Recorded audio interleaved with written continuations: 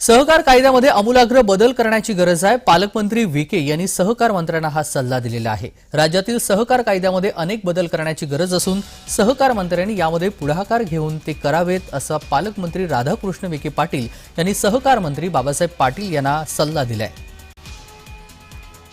शिर्डीमध्ये सुरू असलेल्या महाराष्ट्र पतसंस्था फेडरेशनच्या अधिवेशनामध्ये ते बोलत होते।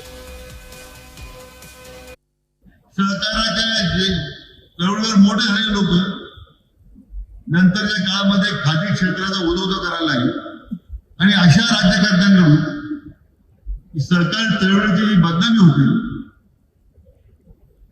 ती जर आपल्याला थांबवायची असेल, सरकार कायद्यामध्ये बदल केले पाहिजे, बदल झाले पाहिजे।